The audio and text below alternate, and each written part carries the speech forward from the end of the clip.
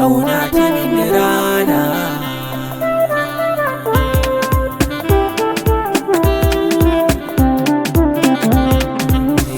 Ƙauna yau ta min rana, ni fa ban zata ba, cikin sanki na shigewa, gashi yayi da cewa ba hanyar da za na duba, balle na fitowa, cikin soke ɗai na ɗauka, ba na kulle kowa. Shi mai so idan ka duba, san baya gazawa, akan sanki an dake ni, an haɗan da tsawa. Ni ne sanki na riƙewa, san ba da cikawa, ki daure ki amshi ƙauna, zuci ki sakawa. Yau dai zan taho gare ki, kaya na haɗawa, garin so baya da nisa, kin ji yar jigawa. Burina ki amshi sona, barki min yawa, ki mance da masu zance ko yan adawa.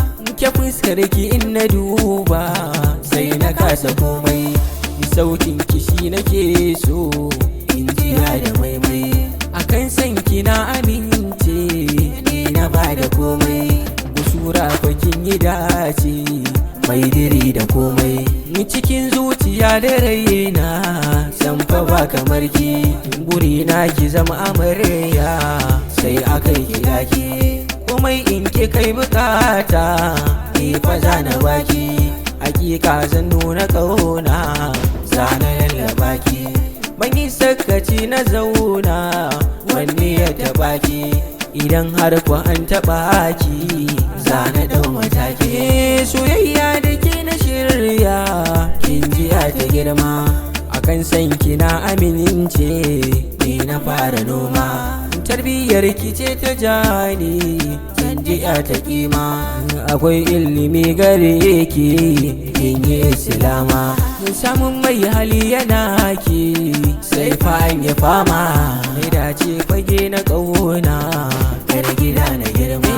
Ki zo ko so ɗai na ganinki, na ɗan ji daɗi, idan an kace na bare ki, an jiran nishaɗi. Taho dai masoyiyata, mu ɗan yi taɗi, taka ɗai a sannu baby, ba ni so ki faɗi.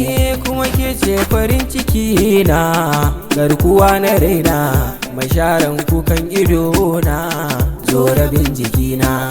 Na saba da ke a raina, karkiya da ƙauna, na furta ki ɗai nake so, in saka a raina. Soyayya ta min rana, ta min rana, ƙauna yau ta min rana.